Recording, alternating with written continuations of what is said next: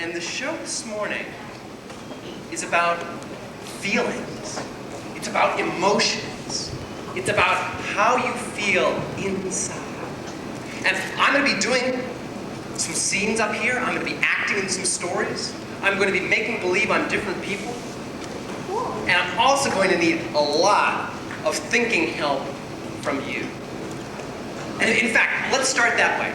Here's what I want. I want to make a list of feelings, emotions, of ways that people feel inside. Who can name an emotion for me? Yeah, right there. Happy? Yeah. Sometimes you're happy. And then sometimes you're okay, you're way in the back here. Yeah, sure. You're not always happy. It'd be nice, but sometimes you're sad.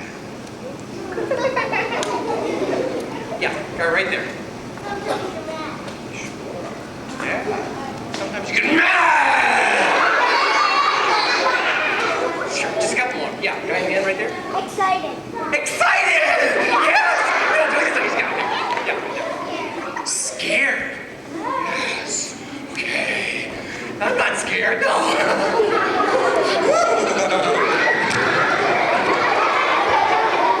Sure, and you might feel embarrassed, you might feel all kinds of other things. That's great. There's one more, you can put your hands down, because there's one more big kind of feeling I want to talk about. Now this one is not an emotion, but it is a way that people feel inside. It's this thing called self-esteem. Self-esteem, that's a big one, isn't it? How many people here have ever heard of that before? Self-esteem. Okay, how many people here have never heard of that before? Okay, and how many people here will raise your hand no matter what question I ask? Okay. I've got a tougher question. You can put your hands down now. I've got a tougher question for you, though. Is there anybody here who thinks that they could tell me what that means? Self-esteem. What does that mean when somebody says self-esteem? Yes, guy right in the edge there. It means how you feel. It does. It means how you feel. But it means how you feel about something very specific, something very particular. How you feel about, yeah, guy in the end. You're right. It's how you feel about you. You're right. It's how you feel about yourself. And some days it's easy to feel good about yourself. Some days you get up in the morning and it's a beautiful sunny day. And all day long, everything you do just goes perfect. But then, you ever have those other days? You know the day when you kind of roll yourself out of bed. You look out the window, it's all disgusting and gray outside. All day long, everything you do seems to mess up. Yeah, those days it's a lot harder to keep feeling so good about yourself. And that's what the show is about. I'm going to show you some stories of some people who are having kind of bad days. And I'm going to need some help from you, from all of you, to give me ideas about what they could do to feel better about themselves inside. And this first story is about a boy. And this boy's name is Billy. And Billy has been having a really bad day. I'm just gonna run away. I'm gonna run away, and I'm never gonna come back again, ever. This has been a lousy day. It was a terrible day. And I don't even know how it got to be so bad. I mean, I got up this morning, the sun was shining. I went down to breakfast, and my dad had poured me a big glass of orange juice. I made it to school on time. I had done all my homework, and this morning, we had 2 tests. On the spelling test, I did okay. But on the math that test, I had studied really hard. And for the first time in math, I got an A-. And I knew it was gonna be a good day. Because today is the day that my class has gym class. And we've been doing gymnastics. We've been doing all those rolls and things. But that's when things started to mess up. When I got down to the gym, Mr. Greenlee hadn't put all the mats out on the floor. Instead of the mats, the whole floor was covered with these red rubber balls. Mr. Greenlee said, we were done with gymnastics. We were going to work on throwing and catching.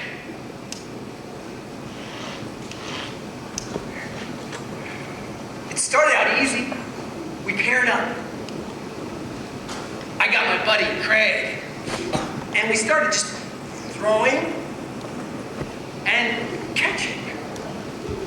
Hey, this was kind of fun. And then Mr. Greenlee told us that every time we threw, we had to move back farther and farther.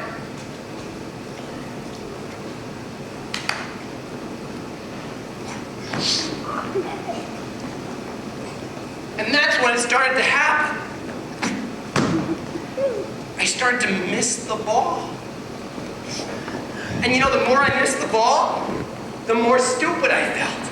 Ooh, the more stupid I felt, the more nervous I got. The more nervous I got, the harder it got to catch the ball. Soon I was running all over the gym. I could tell everybody in the whole class was looking at me. Then the bell rang. It was time for lunch. Hey, maybe it's not such a bad day. I mean, maybe nobody in class even saw. And my dad made my favorite lunch.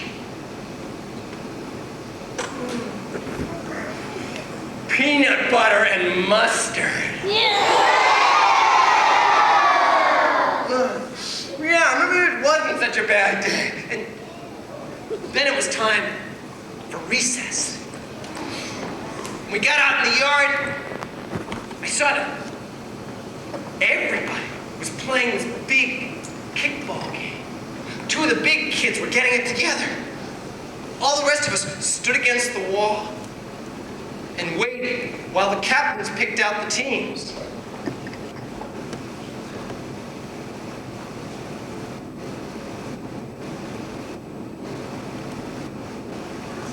Soon, everybody was on a team, except for little Richie and me.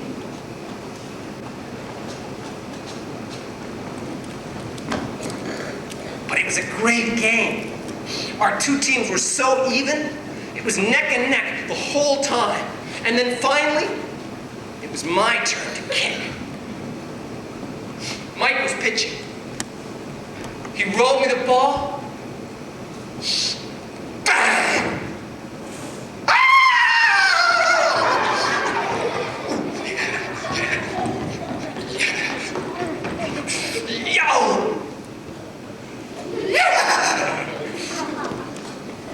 Rachel was up next. Mike rolled it.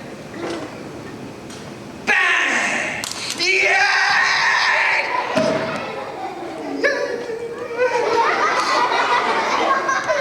Then Jose was up. Mike rolled it. Bang! Wow! That's out! It was our third out.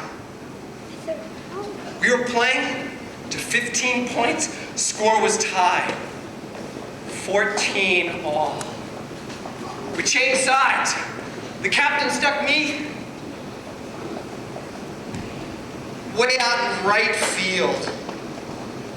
Right field. And I mean, I was ready to play.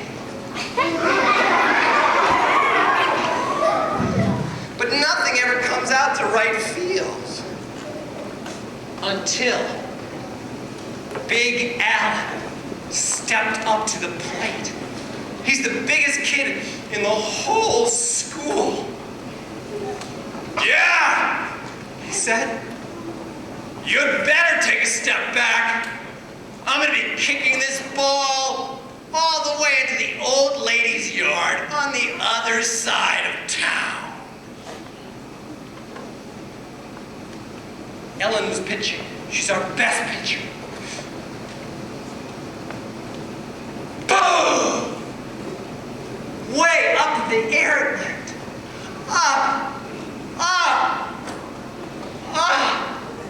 And then it was coming down, down, down.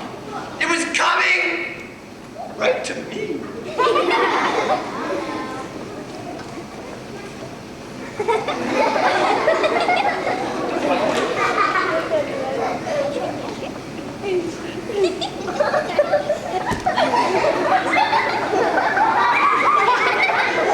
I ran as quickly as I could. I grabbed the ball and I threw it to home,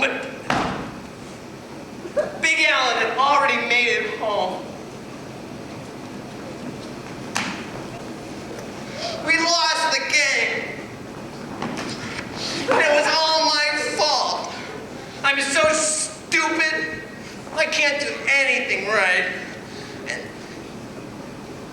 when I saw that everybody was looking at me,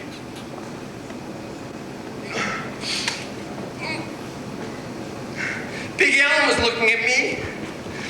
He walked right up. He stuck one big finger pointing right at me.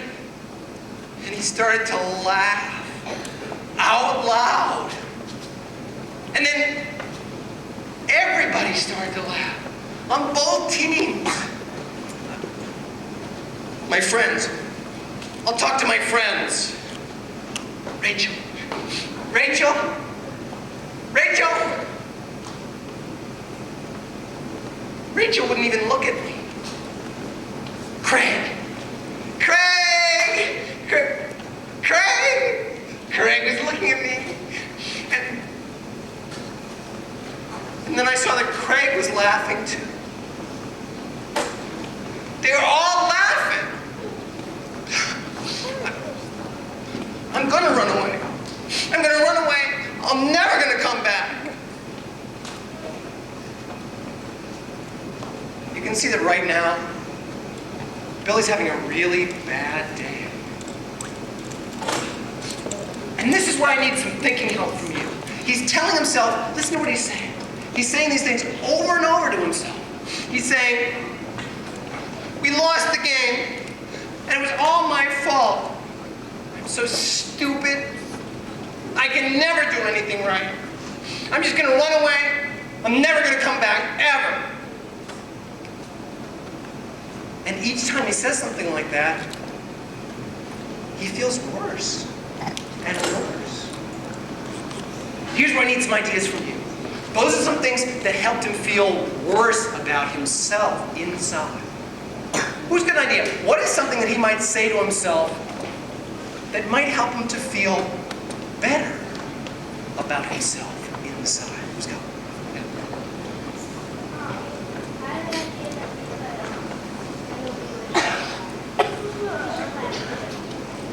Okay. He might tell himself, hey, you know, that was kind of funny. And he might laugh too. That might help. Who's got another idea? Yeah, girl, way on the edge there, right on the edge.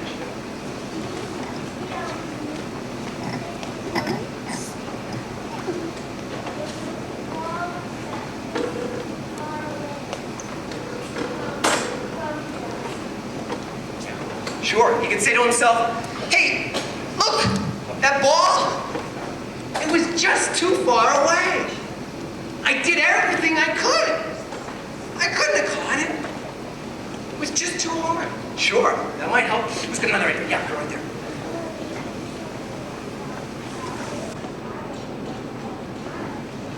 Yeah, sure.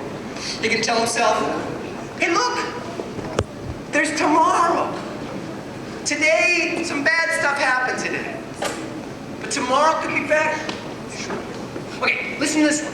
He's telling himself right now, he's saying, I'm so stupid. I never do anything right. You think that's true? Okay, let's give me some ideas right from this story. What were some things either that he did well or things that went well for him that day? Who's got an idea? Yes, the guy in the school coach. You're right. On that math test, he got an A minus, which was great. He did that really well. You're absolutely right. Who's got another one? Yeah, we're way in the back.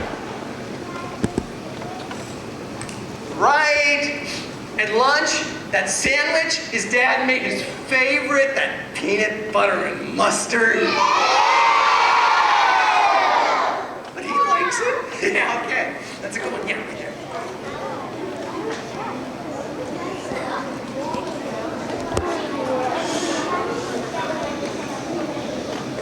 Okay, he can tell himself that he tried his hardest. Yeah. He could say, hey, look, I tried.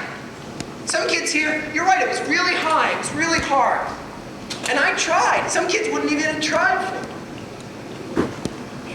Okay, how about this throwing and catching thing? He's having a hard time catching. In the gym class, it was tough. On the ball field, it was a really high one. It was really hard to catch. It was tough. What if he wants to get better at it? What could he do? If he wants to, maybe it's something he doesn't care about. Maybe he doesn't want to get better at it. But what if he does? What if he really wants to get better at it? Boy in the back row. You should practice catching.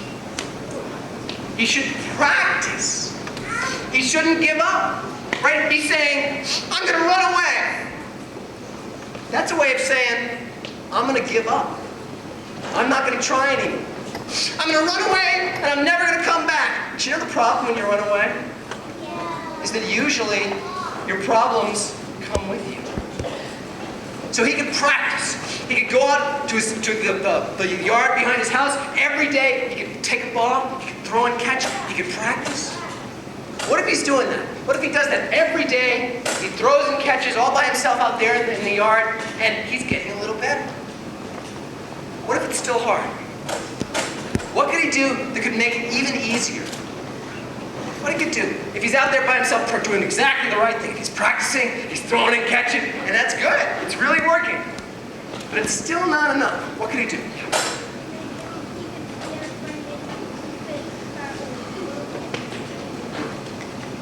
Good, two good ideas. He could get a friend. Yeah, you had that too, yeah. He could get a friend to help him. And that's a good thing no matter what the problem is. If you're having a tough time with something, get somebody to help you. Could be a teacher, could be somebody in your family, could be a friend. You don't have to do it alone. You can get somebody to help. And also, start small. You know, he's not going to be a major league catcher tomorrow, but he can get better. Okay, tell you what, you had a lot of good ideas, and I can tell you got a lot more. But here's what I'm going to do. You can put your hands down. I'm going to run back into the story right now to just the point where he misses the ball. And guess what? In this story, he's still going to miss it. Because sometimes in life that just happens. But let's see with your ideas if he feels any better about himself. Inside. Like this. Way up in the air it went. Up. Up. Up. And then it was coming. It was coming. It was coming down. Down. Down. It was coming right to me.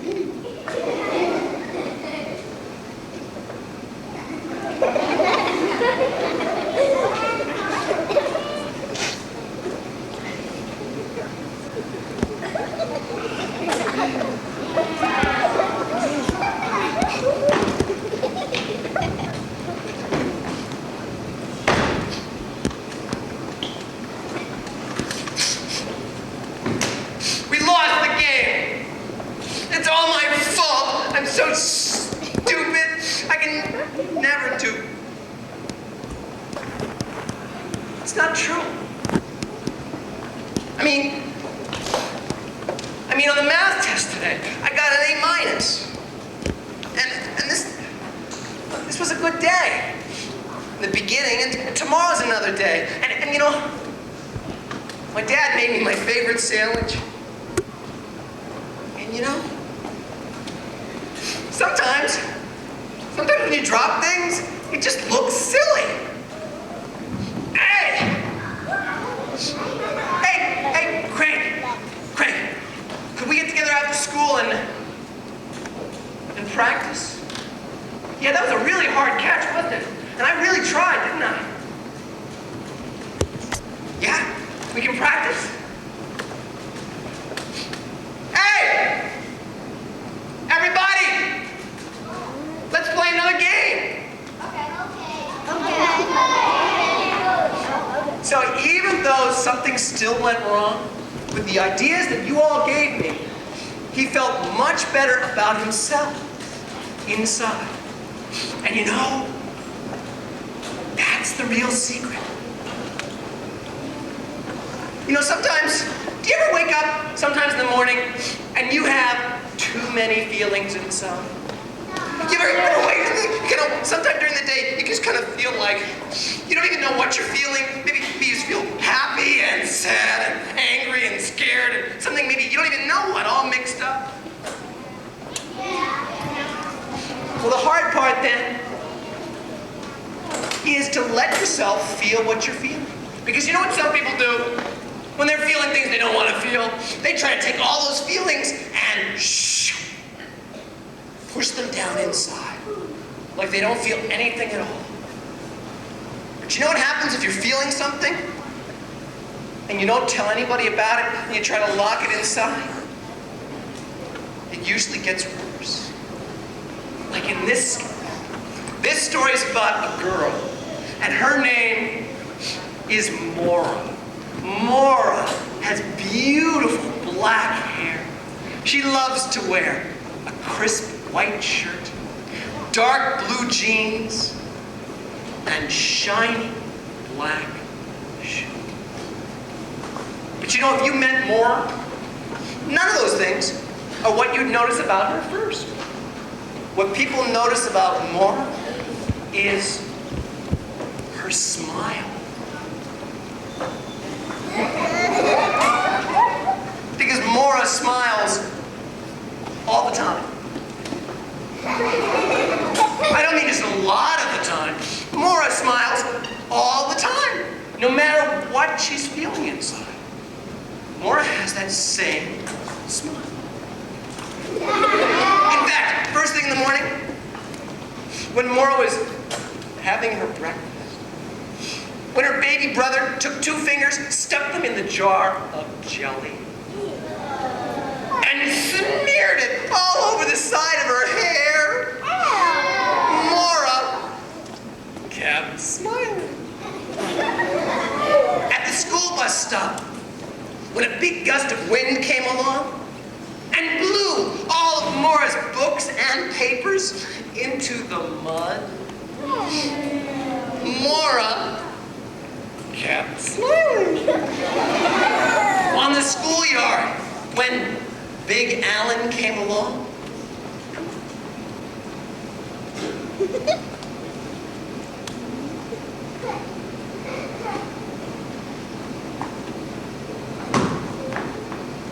Maura kept smiling. But you know, the more that Maura kept that smile on her face, when she was feeling other things inside, the more she felt something started to change.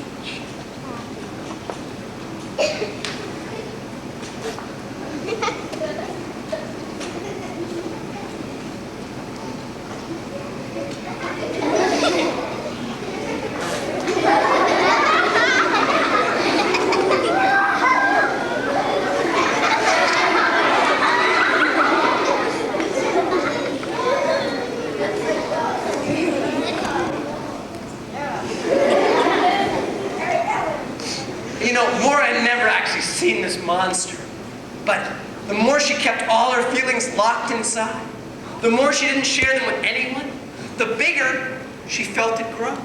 Until finally it started to show itself. One morning, at breakfast, when her little brother took 3 fingers, stuck them in the jar of peanut butter, and smeared it on the other side of her hair, that beast grabbed a hold of Maura's orange juice glass and smashed it all over the kitchen floor.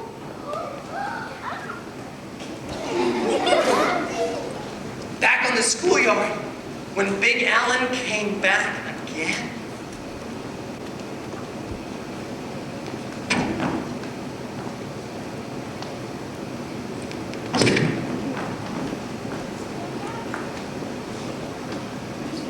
that beast reached out one enormous claw, swung it right at a little boy who was swinging on the swings, hit him and sent him flying all the way into the parking lot.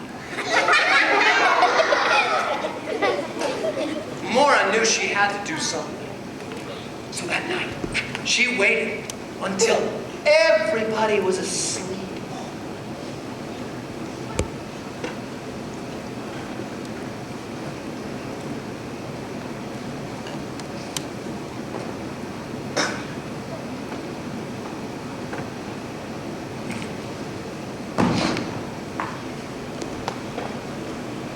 She walked through the dark streets,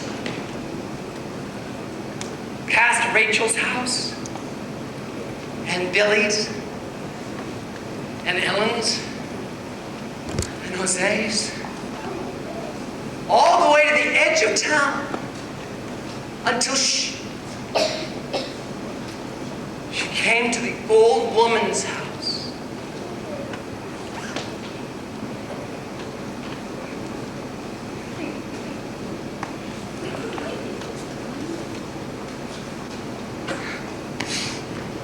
Oh, come right in, my dear. Don't be frightened. I've been expecting you. Expecting me? How can you have been expecting me? I didn't know I was going to come. I didn't tell anybody. Well, let's just say that I thought you'd come to visit sooner or later. Now, what can I do for you? But Maura had no words to say what she was feeling. I can see in your face what the problem is. You have something trapped deep inside of you. You need some help in getting it out. But my help might not be quite what you expect. I'm not scared. I've heard that you can help. Very well. And the old woman reached into her pocket and handed Maura a crumpled piece of paper. Read this out loud. And so Maura read. The words on the paper made no sense at all. But as she read them, she started to feel something deep inside.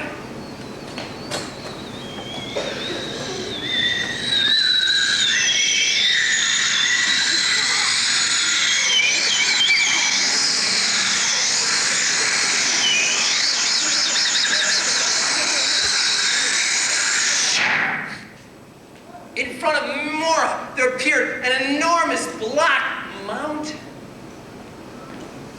What's that? Take a step back and see. And as Maura stepped back, she saw not one mountain. There were 2. And above them, she saw the body of an enormous girl. A girl with shiny black hair, a crisp white blouse, dark blue jeans, and those shiny black shoes. Those words have taken you outside of yourself. And you are so small now that you can go inside yourself and have a look. Are you ready for a journey? And the old woman reached down one enormous finger, and Maura stepped on. The woman lifted her up and placed her right on the edge of her own ear. It was really dark inside. Maura took a step. She took another step, and then her feet slipped, and she fell! And she landed someplace warm and dark and slimy.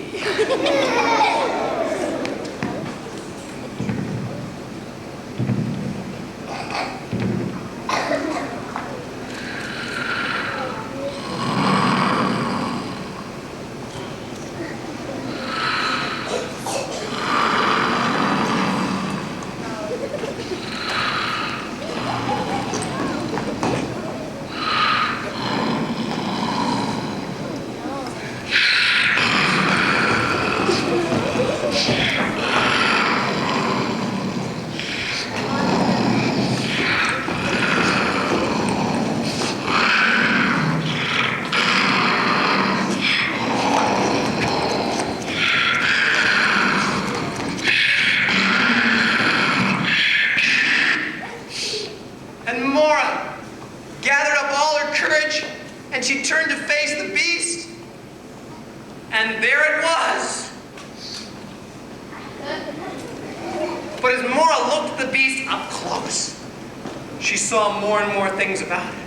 She saw that one side of its hair was coated with peanut butter. The other side was smeared with jelly. Each of its claws was caked with mud from the puddle at the bus stop. And on each of its terrible shoulders was the handprint of Big Alan. And as she looked at that beast more carefully, it started to change.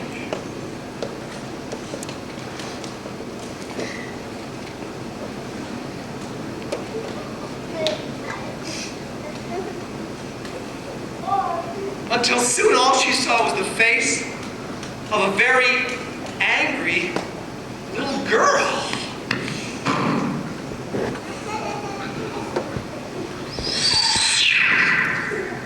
And suddenly she found herself back in her bedroom.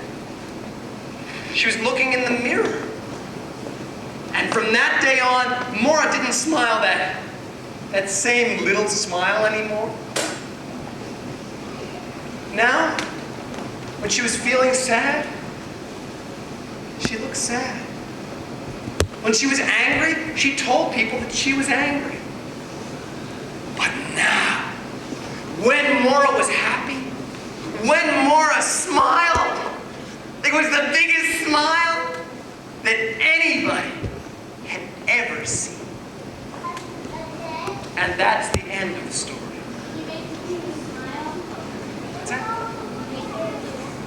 Biggest. Tell you what, here's where I need some thinking help from all of you. In this story, there were a bunch of feelings that Maura had. Some of them hard feelings to feel. But there was one feeling, more than any other, that Maura did not want to feel. Anyone have an idea? There are a bunch of possibilities. There's one really big or more than any other. Do you know what the one feeling is she really didn't want to feel? What do you think? She didn't like to feel angry. Because it's tough when you feel angry to know what to do. And that's what this next story is about. But this next story, I can't show you this next story. Because to do this next story, I need 2 more actors. Is there anybody here who likes to act? Anybody at all? Somebody? Really? You might like to act? Anyway, would you help me? Yeah. And, would you help me? Come on up.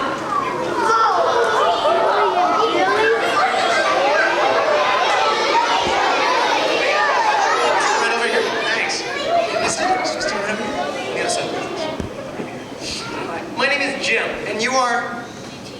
Billie Jean and Billy. Billy. Okay, that's easy to remember, isn't it? Billie Jean and Billy. Okay. We're gonna make believe that in this story, Billie Jean and Billy are next door neighbors. And we're gonna make believe that Billie Jean here is the neighborhood video game champion. Now, Billie Jean, as this neighborhood's video game champion, what is the video game that you like to play more than any other? Super Mario Brothers. Okay, tell you what, Billie Jean, Billy, hang out there for a second. Billie Jean, come on into your house here. And if you'd put the game into the machine right over here. And you'd start to play. I'm sorry, Billie Jean.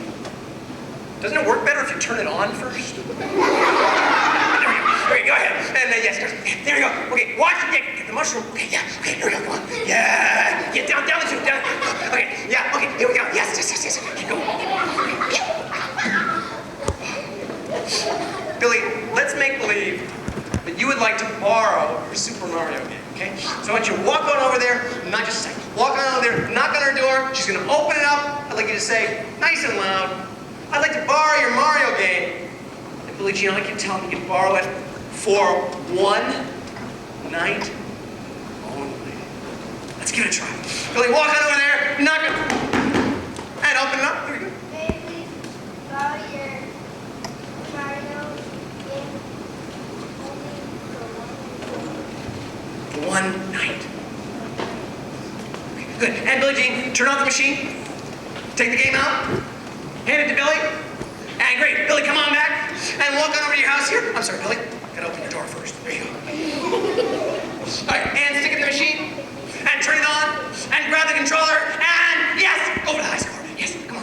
Yeah. Oh, you're. There we go. Yeah.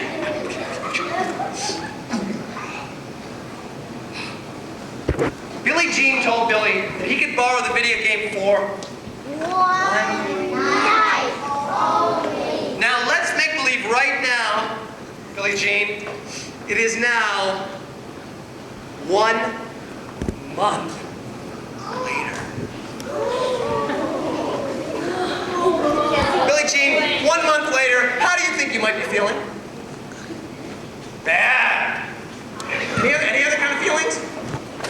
Wait, anybody else have any ideas? How much she might feel bad. She might feel lousy. Anything else? Yeah. Mad. Yeah, I bet you might feel kind of mad too. All right, Billie Jean, can you show me in your face, in your body, what would it look like if somebody was really mad? Wow, yeah, look at that, great. Okay, Billy, let's make believe you got the idea. It's time to bring the game back, okay? So, turn off the game, take out the machine. You're gonna walk across, but as you walk, Billy, I want you to trip and drop the game. And as you get up, Billy, I want you to step on it and break it into 1,000,000 pieces.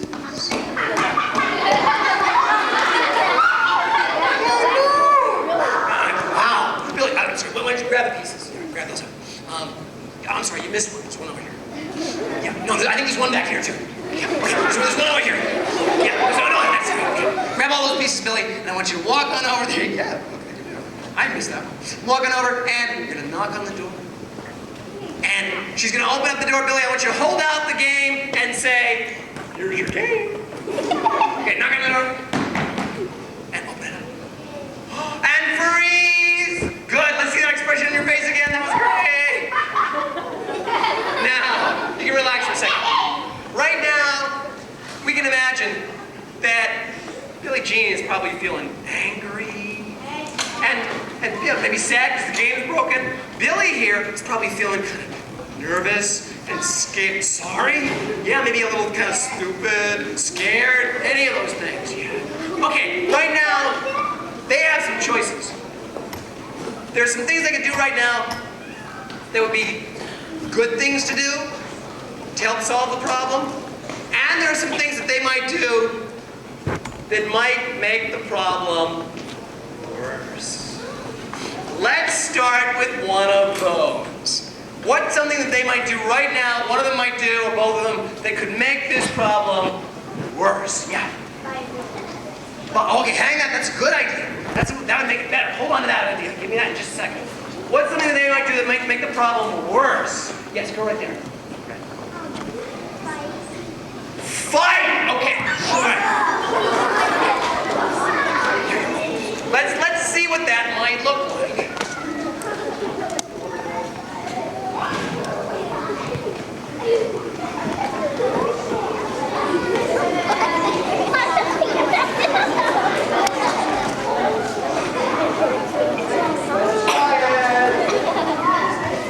Here is possible answer number 1.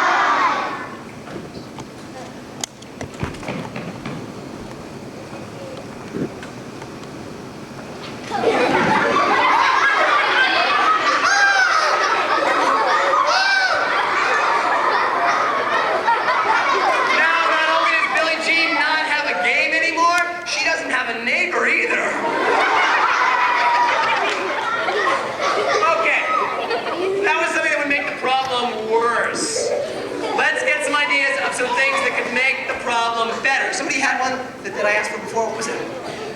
Okay, he could offer to buy her a new game. That would be a good thing. And maybe if he doesn't have the money right now, he could pay her a little bit at a time. He could borrow money from maybe a parent to do it, pay the parent back. They could work something out. And you know, it's okay if Billie Jean says that she's angry. That's okay if she is. It's not okay if she hits me. All right, so let's try this other answer. Let's try this out.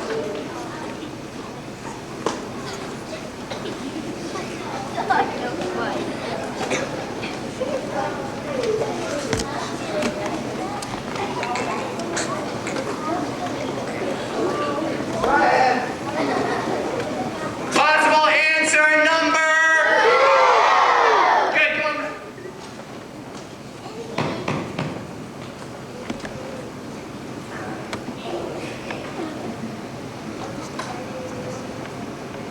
All right, and Billie Jean, Billy, turn around, look it down. Take a bow. Give them a big round of applause.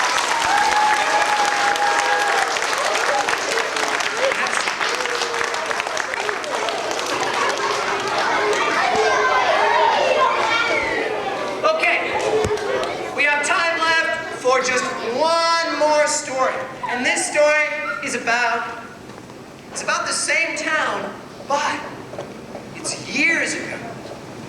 And this town years ago, they had something kind of weird. It was something called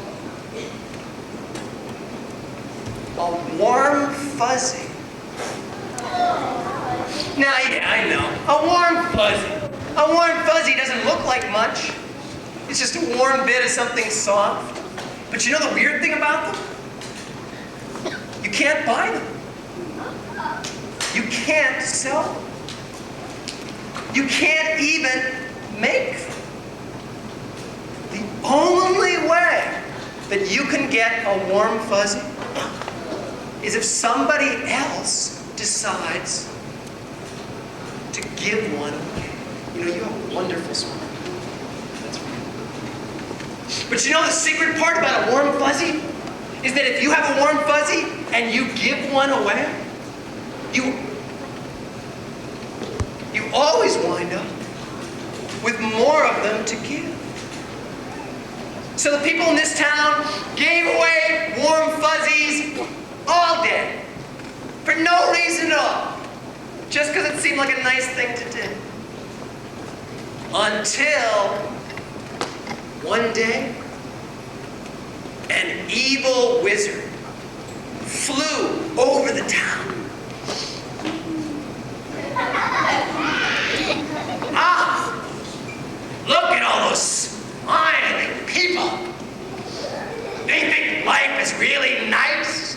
Well, I'm going to show them what life is really like. And he landed right in the middle of town.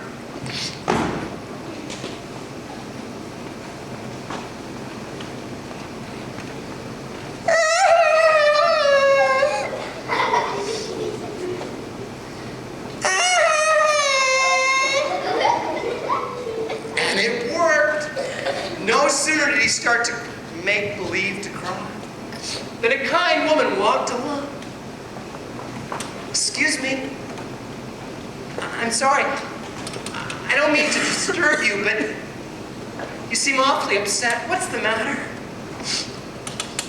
I don't know. I just feel all terrible inside. Well, gee, I don't know you, so I can't guess what's wrong, but you seem like a nice person. This is for you.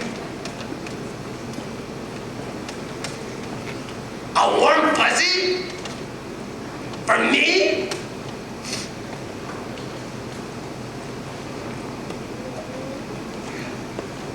Well, since you've been so nice to me, let me tell you a secret.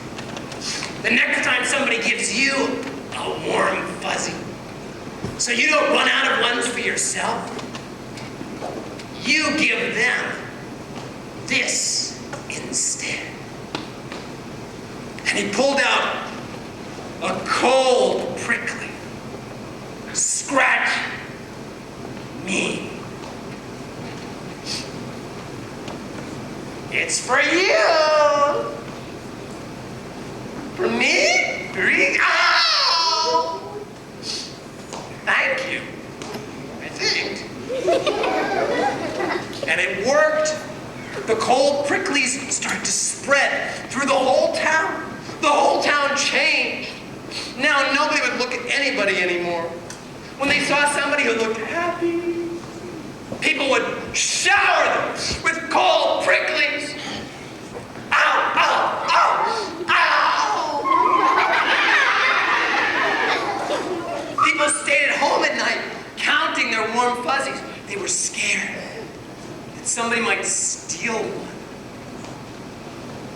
But you know, the more that people held on to their warm fuzzies, when they stopped giving them away, the warm fuzzies got smaller and smaller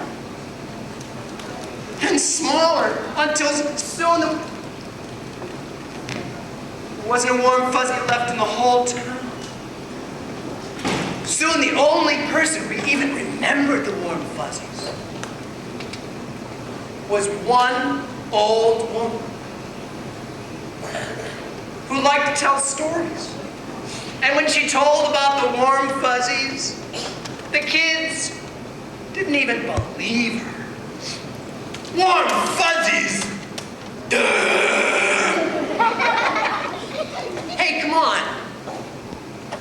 I like that story. Didn't you? Thanks. You're a nice lady. Well, you know, I might just have one small warm fuzzy.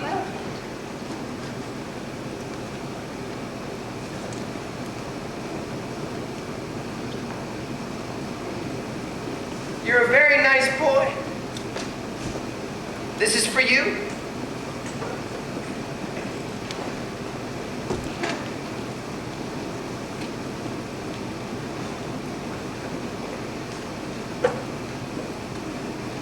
You have a great laugh. This is for you. A warm fuzzy? For me? Wow! Hey, that's great. Hey, wow. You're a really nice lady. Hey, how did that happen? Hey, you didn't get one of these, did you? Here, it's for you.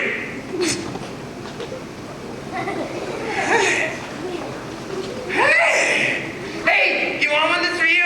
Hey, and that's for you. And that's for you. Hey, I'll take this for you. You're nice too. I like you too. That's for you. There you go. Hey, whoa, whoa, whoa, whoa, wow!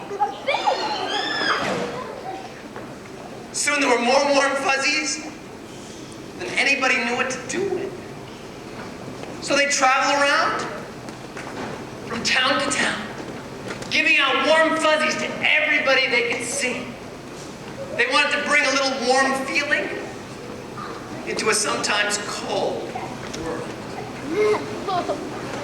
And there's one last thing I'd like to do with you right now. It's just about time for me to go. But I want you, everybody here, take one hand, lift it high in the air. Great. Now back at the back of the stage here, I have the world's largest pile of warm fuzzies. Plenty for everybody. I'm going to toss them out. I want everybody here catch one and hold one up nice and high and nice and quiet so I can see and hear everybody. Ready? Here we go. It's a big one. Oh. Okay, I'm going to toss them out. I want you to catch one. Hold it up nice and high and nice and quiet so I can see and hear everybody. Ready? Here we go. And, oh! Hold it up so I can see it. And now, take that warm fuzzy, stick it right in the bottom of a make-believe pocket. If you don't have a real pocket, it's okay. Use a make-believe one. Stick it way at the bottom there, and take your hand out. And here's the secret. If you want more of those warm fuzzies, the only way you can get them is that sometime today, maybe at recess or after school, I want you to give that one away. And if you ever have a day when you feel like there's not a single warm fuzzy left in the world, I want you to take one hand, reach it down to the bottom of that make-believe pocket. Right at the bottom you'll find one more warm fuzzy. And that one is a gift from me to you. That's the end of the show. You've been a great audience.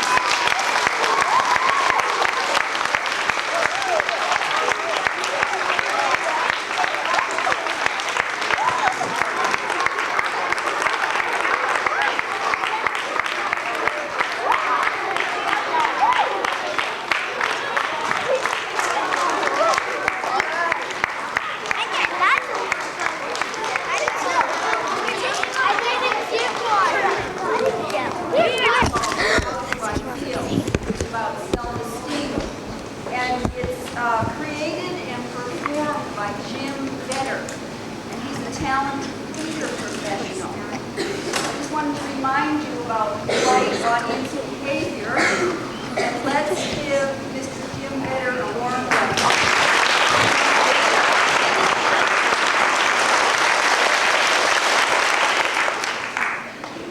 Good morning. Good morning. Let's try that again. Good morning. Yes, I knew you had it in you. My name is Jim Vetter, and the show this morning is about feelings. It's about emotions. It's about how people feel inside. I'm going to be acting in a number of scenes up here. I'm going to be playing different characters. But the most important part is that I'm going to need a lot of brainstorming help from you to really make this show work. So that's where we're going to start.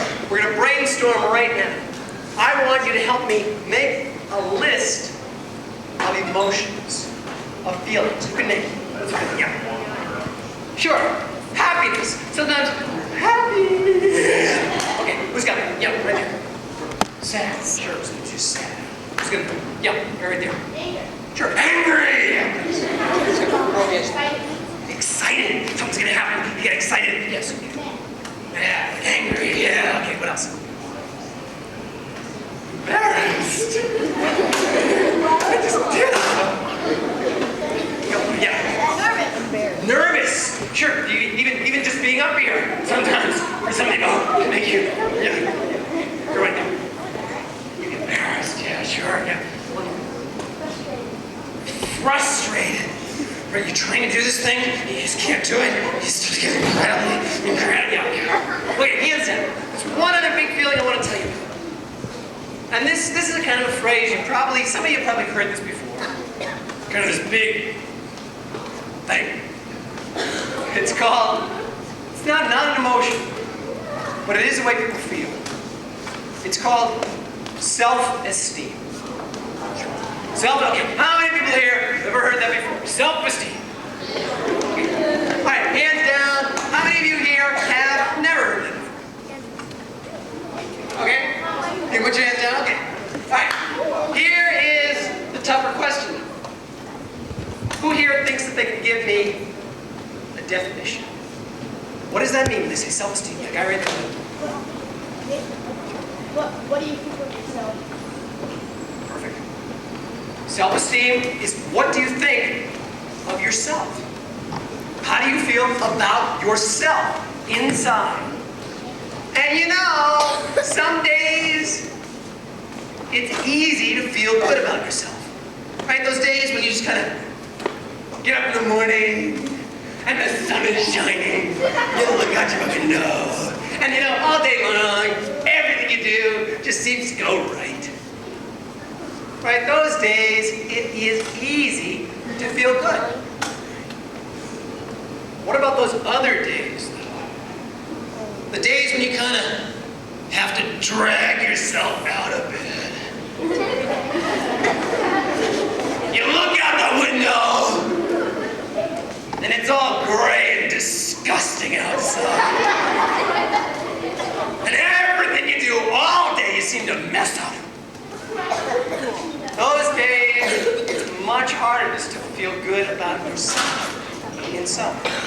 So, that's what the show's about. I'm going to be showing you a number of scenes of people who are having kind of bad days.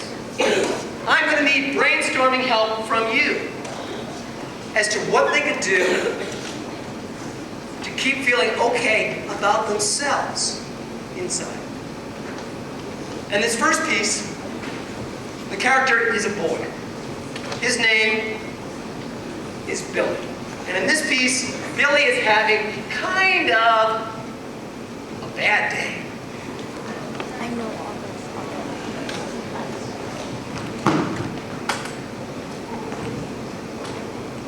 I'm gonna run away. I'm gonna run away, and I'm never gonna come back, ever. And this was a lousy day. This was a terrible day. This was the worst day of my life. And you know the thing that's weird is I don't even know how it got to be so bad. I mean, it looked like a good day. I got up this morning, the sun was shining. I went down to the kitchen. My dad had already poured me a big glass of orange juice.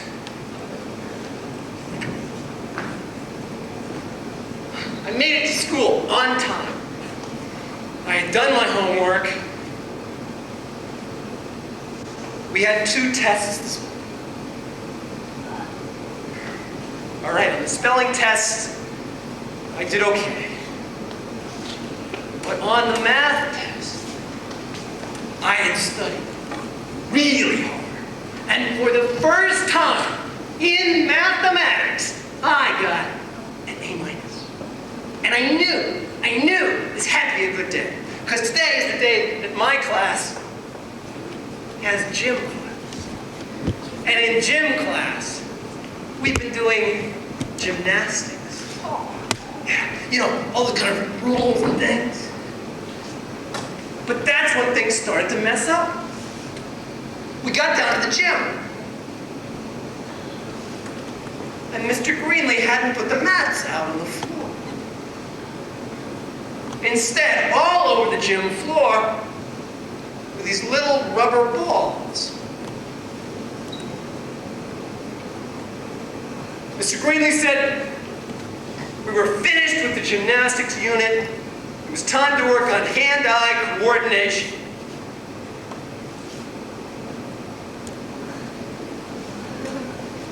It started out easy. We paired up. I got my buddy, Craig.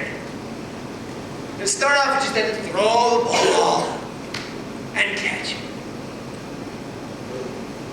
This wasn't bad at all. And then Mr. Greenlee told us that every time we threw the ball, we were supposed to take a step back, further and further apart.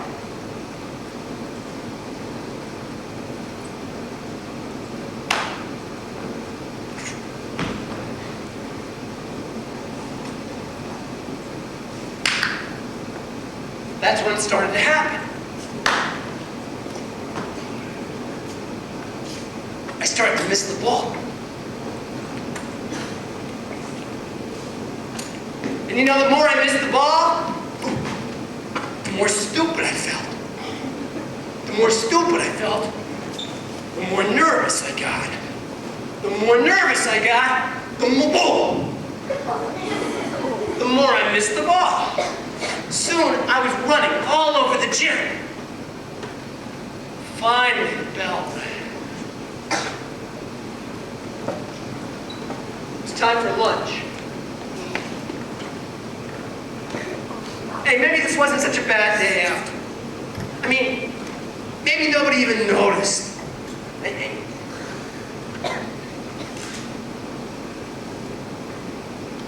dad packed my favorite sandwich.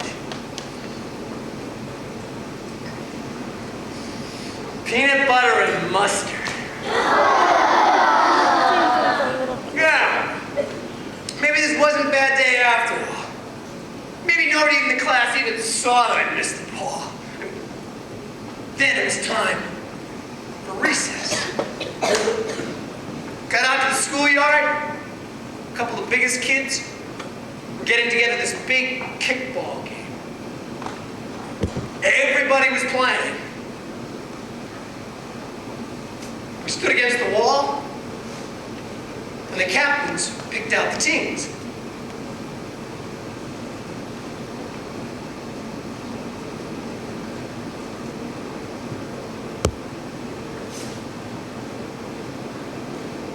Soon, everybody was on a team, except for Richard and me.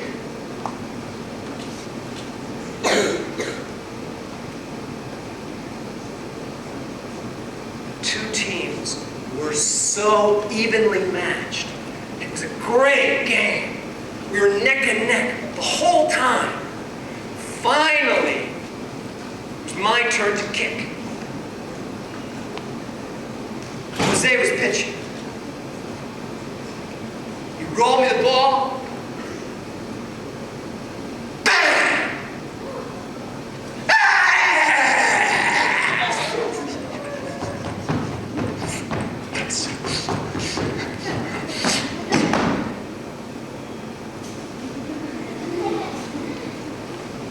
Ellen was up next. Jose rolled it.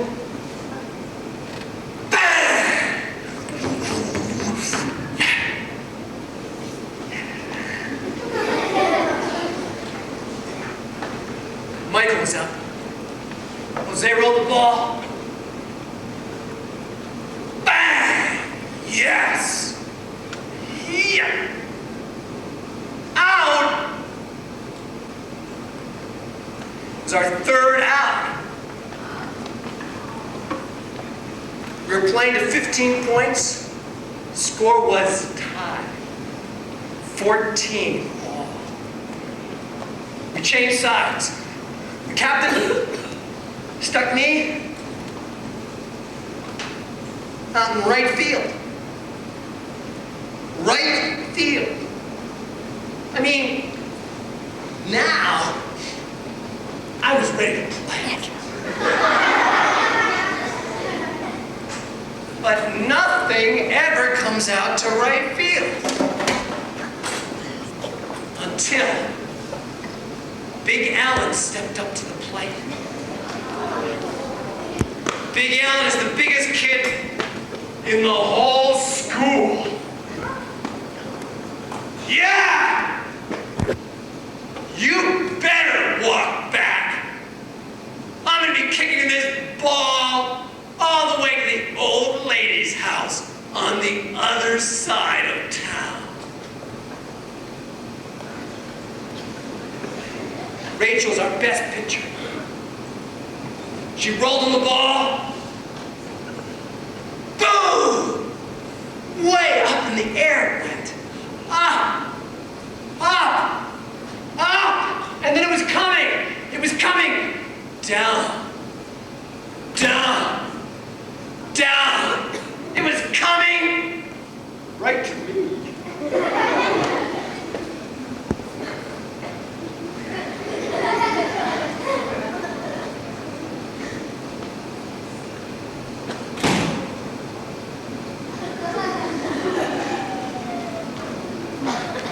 ran as quickly as I could. I grabbed the ball. I threw it to home. Big Alan had already made it home. He lost the game. It's all my fault. I'm so stupid. I can never do anything right. Then I noticed that everybody was looking at me. All the kids on both teams were looking at me. Big Al walked right up, stuck one finger, pointing right at me. He started to laugh. And then all the kids started to laugh. My friends stick up for me. Rachel.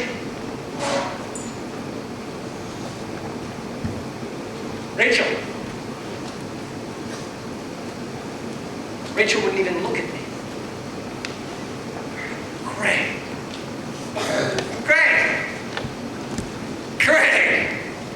Craig was looking at me.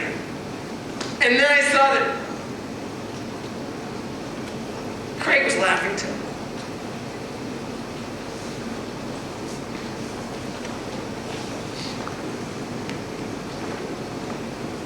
I'm gonna run away. I'm just gonna run away, and I'm never gonna come back here again, ever.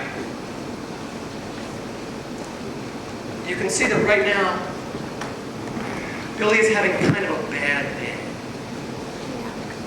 And if you listen to what he's saying to himself, he keeps saying things that make him feel worse. He's saying to himself over and over again, I'm so stupid. I never do anything right. We lost this game. It's my fault. I'm gonna run away from you. I'm just gonna get away. I'm never gonna come back here again, ever. And each one of those things that he says makes him feel worse. And this is where I need some brainstorming help from you. Those are the things he's saying to himself that dig him deeper into that hole, that make him feel worse and worse inside. Here's where I need some brainstorming help. What's something that he could say to himself that would turn things around the other way? Something that could help him to feel better about himself inside. Yeah. Say it again. Okay. Hey, look. I made a mistake. It's okay. It's okay to make a mistake. That could help him going up. Yep, let's go. We're right at the edge. That's good. Yeah, sure. Yeah, of course. She said, think about the things you can do. Right? He's saying to himself, I'm so stupid. I can never do anything right. I don't think that's true. Give me some examples from the scene you just saw. What are some things that he did well? Yeah, way in the back row. He missed the ball and he kept missing the ball. But what about the other way around? That's something that was hard for him. What was something that he did well? He got nervous. He got nervous. He did that well. That's true. What else? What did he do well? You're right there.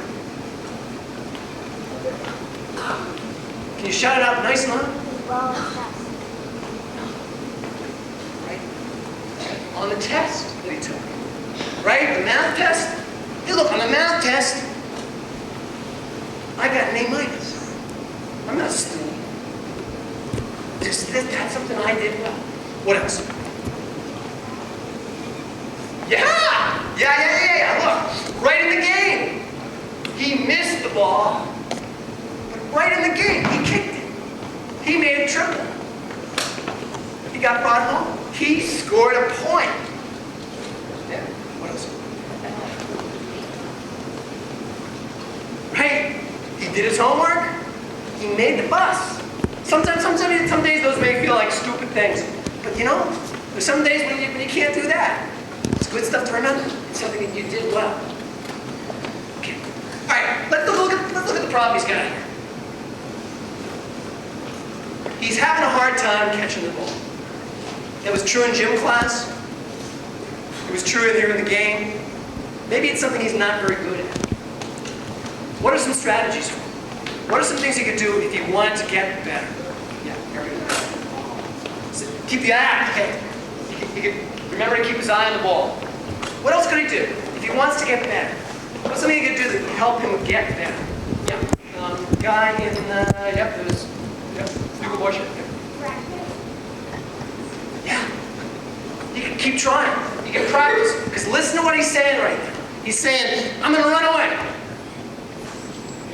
Forget this. I'm just going to run away, never come back. That's giving up. And you know the hard part about running away? And you know, people run away in different ways. Some people run away with alcohol. Some people run away with drugs. Some people run away. The problem, though, is if the problem's inside you and you run away, the problem goes with you. So he can work on it. In this case, he wants to catch the ball, he can practice. Okay, let's make believe he's doing it, right? He goes out behind his house every day, he gets the ball, he throws, he catches, and he's getting better. What if it's still tough for him? What else could he do? It would make it easier for him to learn this. Yeah, go ahead. Try harder. Keep trying. Keep trying to try harder. Lord, what else? What else could help make it easier? Okay, yeah, exactly. That's what he's doing. Just keep practicing. What if he's doing this? He's out there by himself every day in his yard. He's practicing, and it's good. It helps a little, but it's still tough for him. What else could he do that would make it easier? Yeah.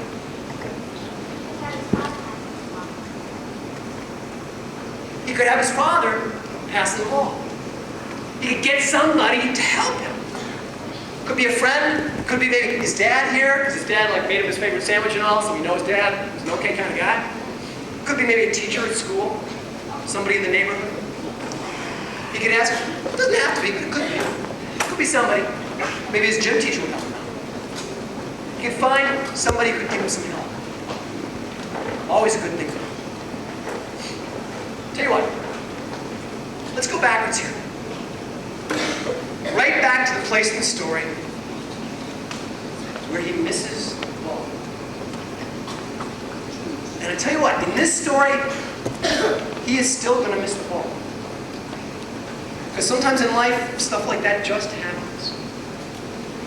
But let's see what the ideas you just gave him, whether he feels any different about himself inside.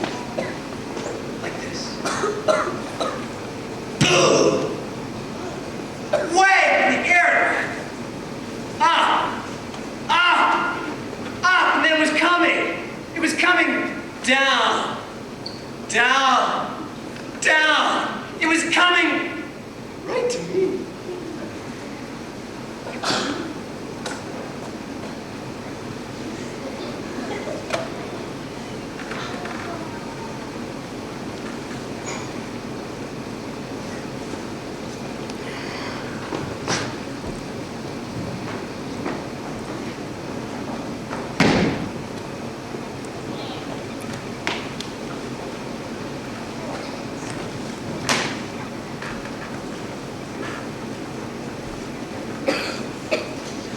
Lost the game. It's all my fault. I'm so stupid. It's not really true. It's not true. I made it to school today, got my homework done. Spelling test, I didn't do so well. The math test, I did well. Here in this game, I kicked the ball. I made a mistake. But I tried.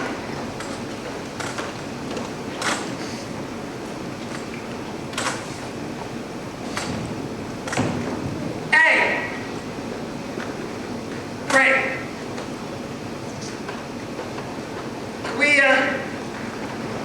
We get together after school, maybe you and me, maybe my dad too, and throw the ball around a little? Yeah? Okay. Hey! Everybody!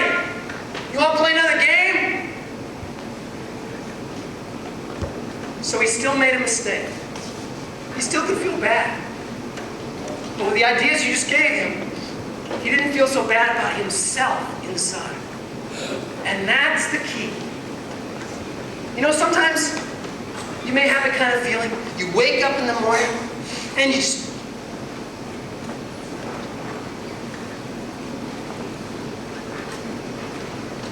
feel all kinds of things inside.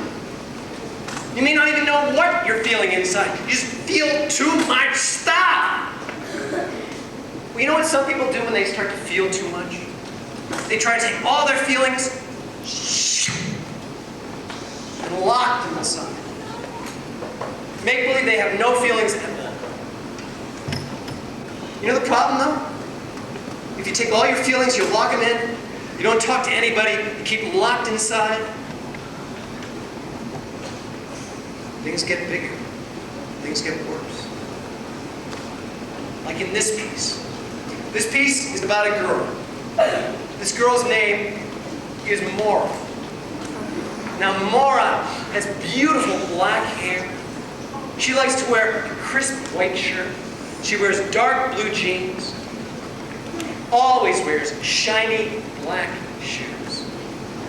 But you know, if you met Maura, none of those things are what you notice about her first. What people notice about Maura the most is her smile. Because Maura smiles all the time. I don't mean like some people who smile a lot of the time. Maura smiles all the time. No matter how she's feeling. Maura keeps that same little smile on her face. In fact, even first thing in the morning, when she was having breakfast, and her baby brother took 2 fingers, stuck them right in the jar of jelly, and smeared it all over the side of Maura's hair, Maura kept smiling. Waiting for the bus, when a big gust of wind came along and knocked all of Maura's books and papers into the mud, Maura kept smiling. On the schoolyard, when Big Alan came up,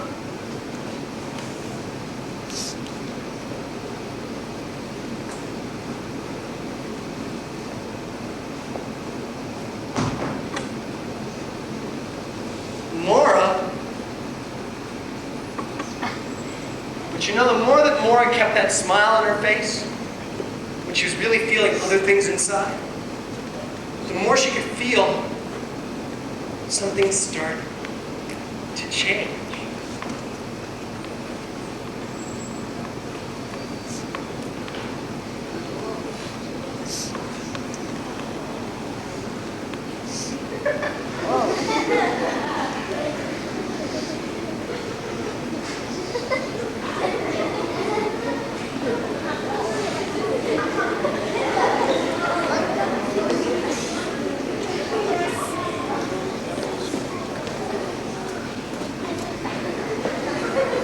Now, Maura had never actually seen this monster, but she could feel it inside. The more she kept her feelings in, the bigger it started to grow, until it did start to show itself. Like one morning at breakfast, and her little brother took 3 fingers, stuck them right in the jar of peanut butter, and smeared it all over the other side of Maura's hair. The beast grabbed a hold of Maura's orange juice glass and smashed it all over the kitchen floor.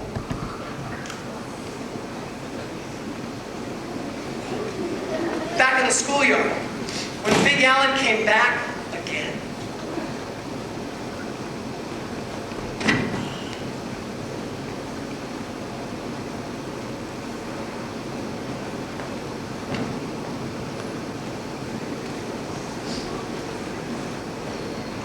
that beast stuck out one horrible claw swung it right at a kindergartner who was swaying on the swings. Sent him flying all the way into the parking lot.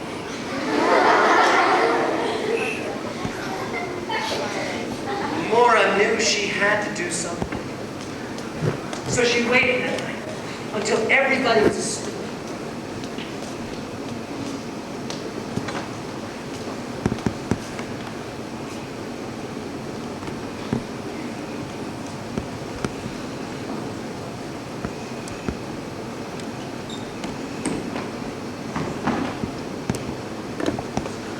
And she walked through the dark streets.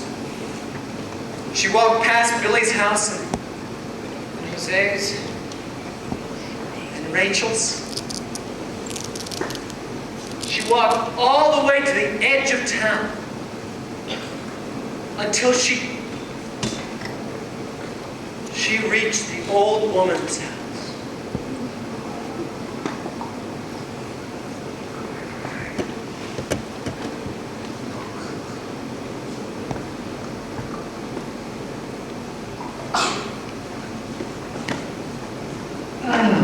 Come right in, my dear.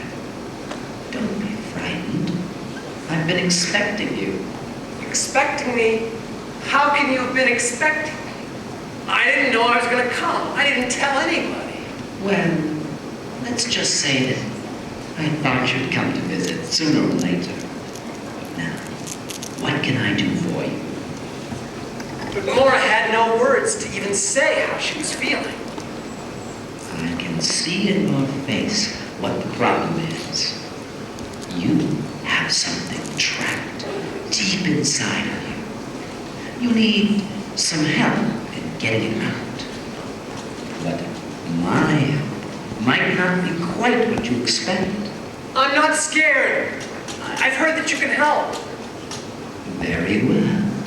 And the old woman reached into her pocket and handed Maura a crumpled piece of paper. Read this out loud. And so Maura read. The words in the paper were like nothing she'd ever seen before. But as she said them out loud, she started to feel things inside.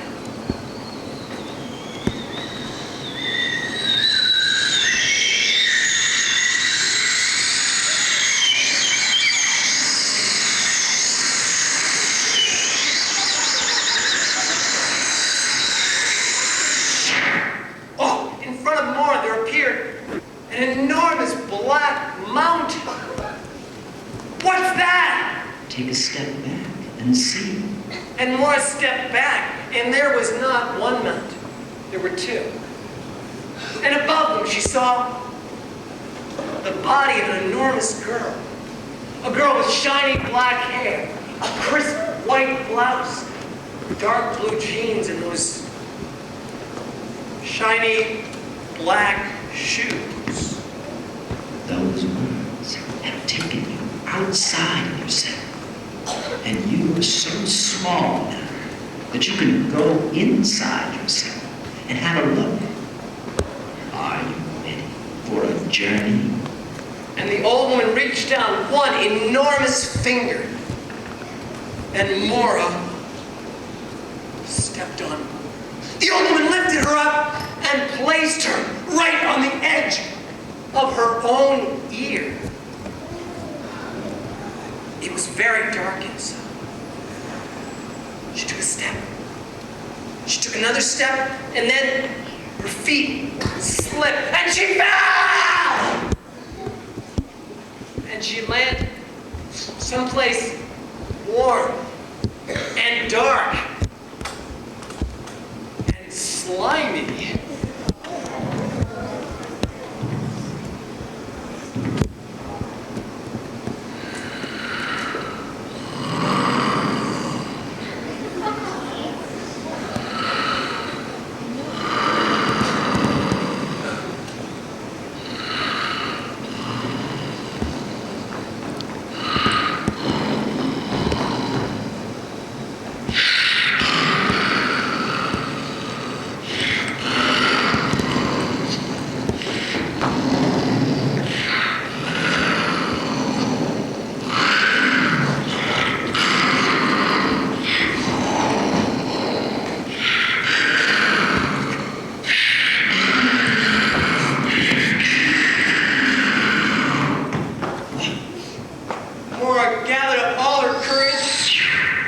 And she turned to face the beast, and there it was. But when Mora looked at that beast up close, she saw more things about it. She saw that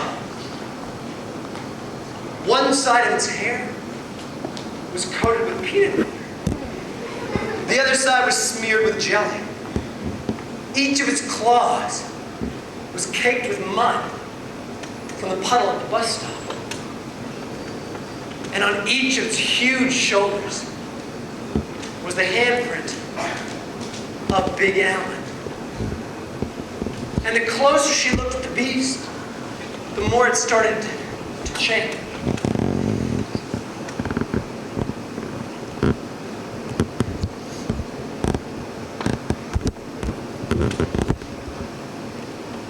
Until soon all she saw was the face of a very angry girl. And suddenly she was back in her own bed. She was looking in the mirror.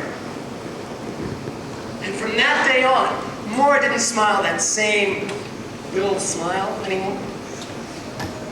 Now, when she was sad, she looked sad. When she got angry, she told people that she was angry. But now, when Mora was happy, when she smiled,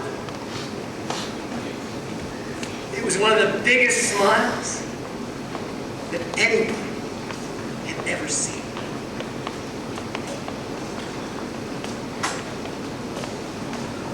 Here's where I need some more brainstorming.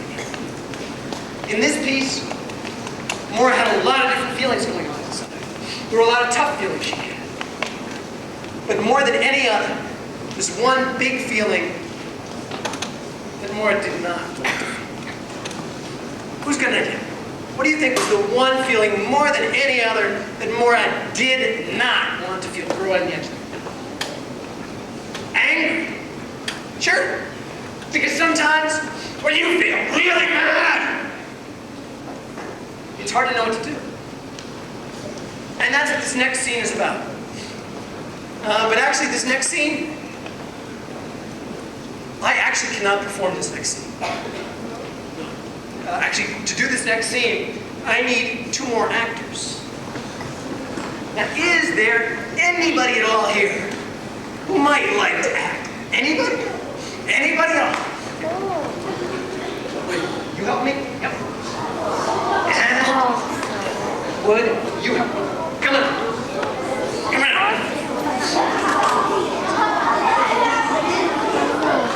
My name is Jim, and you are Betsy and Paul. Okay. Betsy, Paul. Actually, let's see those names again. Say them nice and loud so everybody can hear. You got it? Betsy. There you go. Paul! Yeah, there we go. Okay. Here in this scene, Betsy and Paul, we're going to make believe that in this scene, you are next door neighbors. Okay? And we're going to make believe that Betsy here is the neighborhood champion. Yep. Video game player. Okay, Betsy, as this neighborhood's champion video game player, what is the video game you like to play more than any other? Zelda! Yes, okay.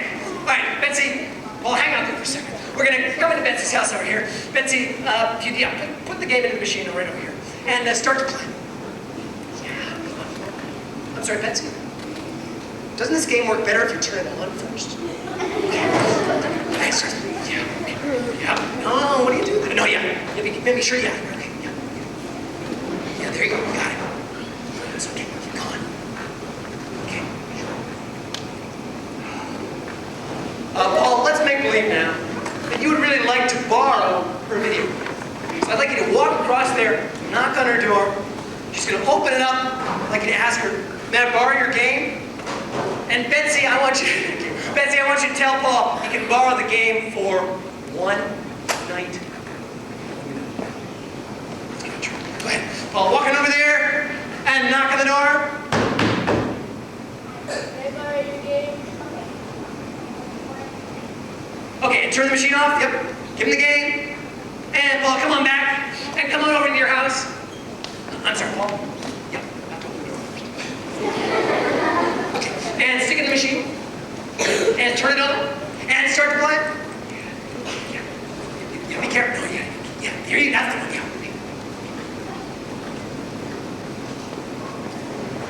Now, Betsy was nice enough to loan Paul this game. She said that he could borrow the game for... Yeah, one night only, right. Let us right now make believe it is now 1 month later.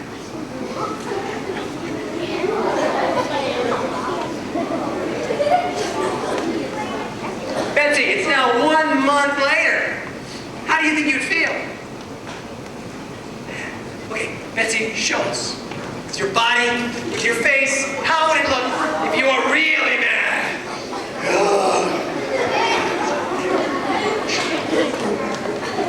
Let's make believe that Paul here has gotten the idea that it's time to give the game air. Okay? So, yeah, turn it up, open up the door, come on through here. And Paul, as you walk across, I want you to drop the game. Trip. Ready? Okay, ready? And Paul, as you get up, I want you to step on the game, breaking it into 1,000,000 pieces. I'm sorry, Paul, would you pick up the pieces there? Oh, I'm sorry, you missed one. I think there's another one. You missed one. You got them all? Okay. Paul, grab all those pieces. You're going to walk over to Betsy's door. You're going to, with whatever you can, knock on the door. You're going to hold out the game and say, "Here's your game." Oh, yeah. And walk on over and knock on the door. Good. Betsy, open it up. And freeze. Oh, my gosh. Look at her face. Oh, my gosh. All right, relax for a second. Right now, you can imagine Betsy's probably feeling furious anger. Paul could be feeling embarrassed, could be feeling stupid, could be feeling scared, could be feeling sorry. He's probably feeling all those things at the same time. And right now, the two of them have some choices. There's some things they could do right now that would help make the situation better. And there's some things they can do right now that might make the problem worse. Let's start with one of those. What's something that they might do that might make this problem worse? Yes, Gary. The sports edition. Oh, hold that idea. That's one idea that would definitely make things better. Remind me to come back to you on that. That's a good idea. What's something though that first would make things worse? Girl on the far edge there. Yep. Yep, in the sweater with the head on. Yep.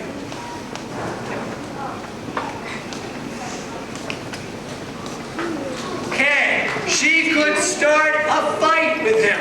That would make things worse. Let's see what this might look like.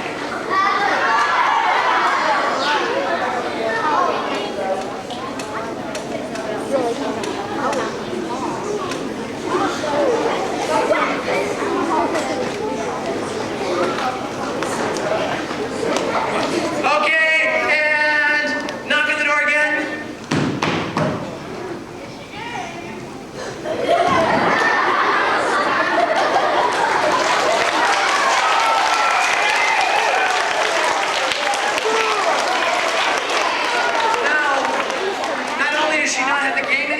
She doesn't have a neighbor anymore either. Okay. Now, you have the idea of something we can do to make things better? What was that? Say it again. Okay. Paul could offer to buy her another game. Now, it's okay if she says she's mad, as long as she doesn't knock. Okay? Let's see how that looks.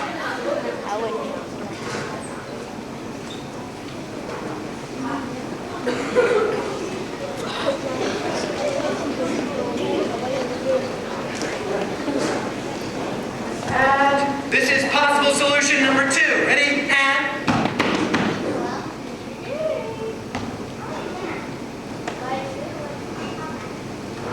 And freeze for a second. Turn around. Walk it down. Take it. Give it a big one.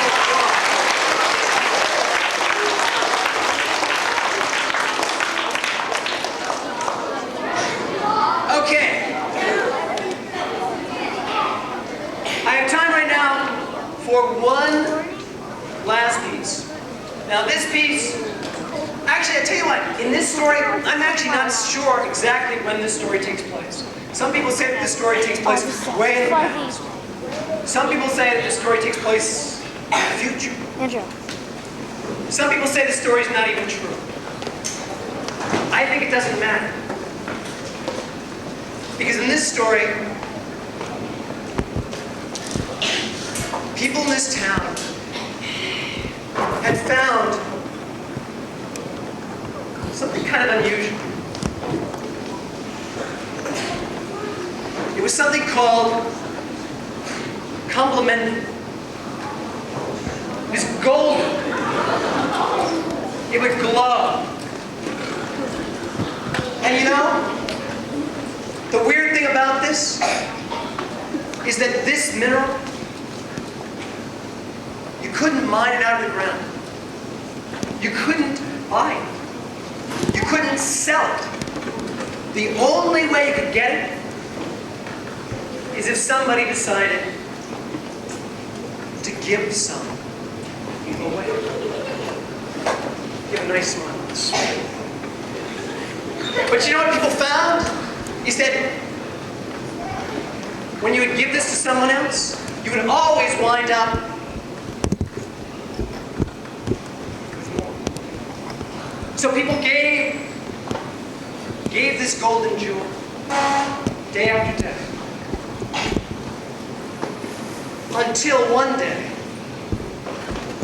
an evil warlock walked into the town.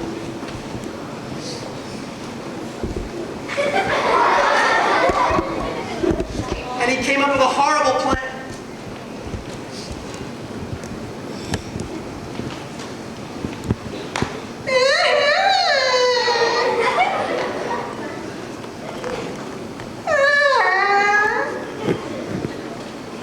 It worked. No sooner did he look like he was in distress than a kind townsperson came along. Excuse me. I'm sorry, you seem awfully upset. What's the matter? I don't know. I just feel all terrible inside. Well, gosh, I don't know you, so I can't guess what's wrong, but here.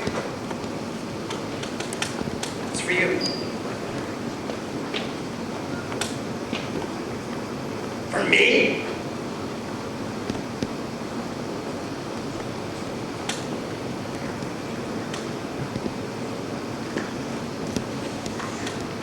Since you've been so nice to me, let me give you a secret.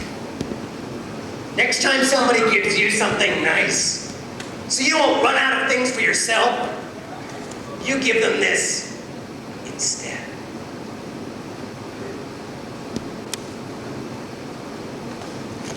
And he pulled out dark jewel, coal. It's for you. For me? Ah! Thanks, I think. And it worked. It spread through the whole town. Soon, when anyone saw somebody who still looked kind of happy, people would shower these dark jewels. Ow, ow, ow! Until they were just as unhappy as everybody else. People stayed at home, counting their gems. They were so afraid that somebody might steal one away. But the tighter, the more they didn't give them, the smaller and smaller they got. Until soon, there's nothing warm left in the whole town. Soon, the only person who even remembered was one old woman. And when she told the kids in town about the old days, they didn't even believe her. Golden gems!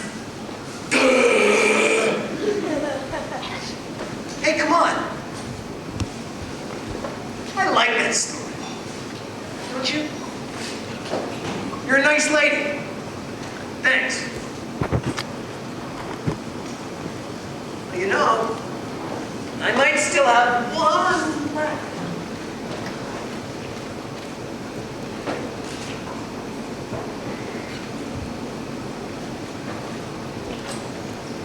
It's for you.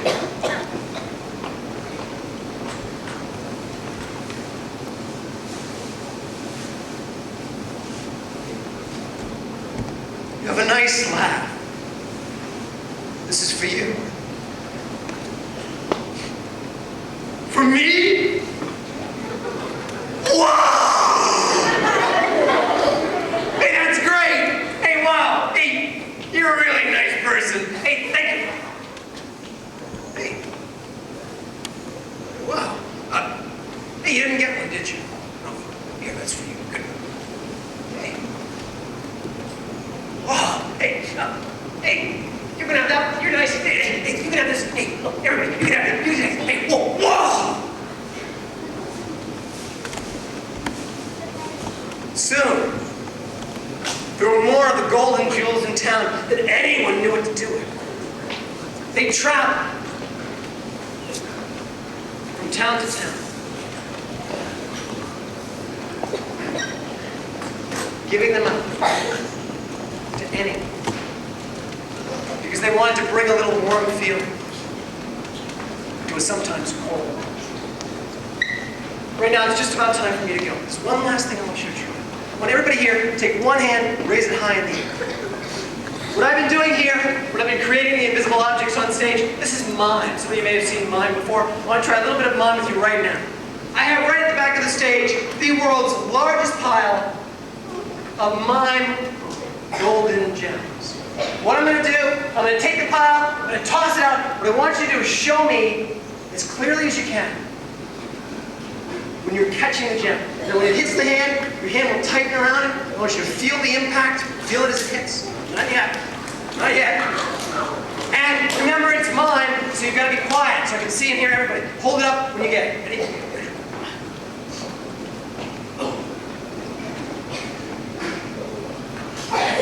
Everybody catch it. I really want you to feel the impacts. Let me see it. Ready? Go. All right, hold it up there. Let me see it. Now take it and put it down inside an invisible mime pocket. If you don't have a real pocket, it doesn't matter. Take your hands out. Let me see. And of course, you know the way this story works. The only way you can get more is if you give one away.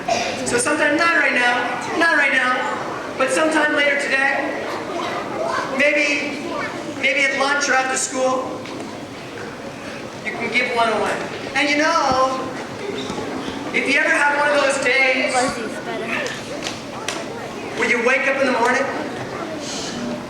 and you feel like there's nothing warm in your life at all, if you reach down to the make-believe pocket, you'll find one more of those. And that's a gift from me.